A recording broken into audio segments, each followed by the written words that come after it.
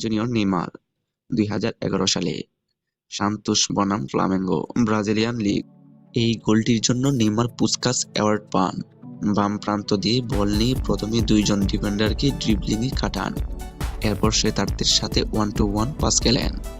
মাঝমাঠ থেকে ডিফেন্ডারকে পায়ের ফাঁক দিয়ে বল গলিয়ে ভেতরে ঢুকেন। শেষ মুহূর্তে শরীর অবিশ্বাস্য ভারসাম্য আরেকজন ডিফেন্ডারকে চিটকিয়ে দেন। আলতো চেপে গোলটি করেন। 2013 সালে ব্রাজিল বনাম Spain FIFA confederation cup final. তৎকালীন বিশ্ব চ্যাম্পিয়ন ও অপ্রতিরোধ্য স্পেনের বিপক্ষে ফাইনালে এই গোলটি নেইমারকে আন্তর্জাতিক অঙ্গনে সুপারস্টার হিসেবে প্রতিষ্ঠিত করেছিলেন।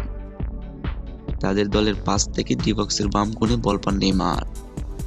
মুহূর্তের মধ্যে কোনো সুযোগ না দিয়ে বাম পায়ে এমন একটি বুলেট গতির শট নেন, যার ফলে বিশ্বের অন্যতম গোলকিপার ইকার ক্যাসিয়াস হাত তোলারও সময় পাননি।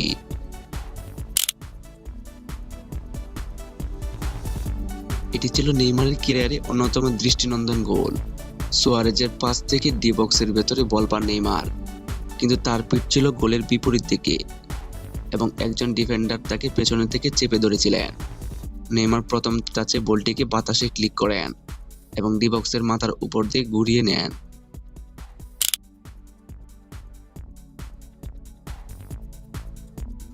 ম্যাচের 87 মিনিটে খেলা ড্র হতে যাচ্ছিল, তখন নেইমার এই জয়সূচক গোলটি করেন। ডি বক্সের ভেতরে তিনজন ডিফেন্ডার তাকে চারপাশ থেকে ঘিরে ধরেছিলেন। নেইমারের অত্যন্ত ঠান্ডা মাথায় 1 সেকেন্ডের ব্যবধানে কয়েকবার পায়ের জাদু দেখায় এবং ডিফেন্ডারদেরকে বোকা বানায়। শরীর মুচড়ে কোনাকুনিভাবে এক শটে গোল করেন।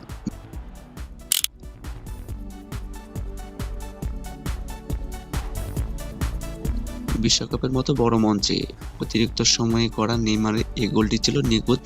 মাঝমাঠ থেকে শীতার্থের সাথে পরপর দুটি দুর্দান্ত পাসিং খেলেন। বিপক্ষ দলের ডি বক্সে ঢুকে পড়েন। সেখানে বিশ্বের অন্যতম ফর্মে থাকা গোলকিপার তাকে বাধা দিতে আসতে নেইমার তাকেও পাশ কাটিয়ে দেয়। এরপর শট করে গোলটি করেছিলেন। গোলটির মাধ্যমে নেইমার পেলের অফিসিয়াল গোল সংখ্যার স্পর্শ করেছিলেন। তো দুর্দান্ত এই গোলগুলোর মধ্যে কোন গোলগুলো আপনার প্রিয় এবং পছন্দের অবশ্যই কমেন্টে জানাবেন। আর এরকম ইনফরমেটিভ ভিডিও পেতে আমাদের পাশে থাকবেন। ধন্যবাদ।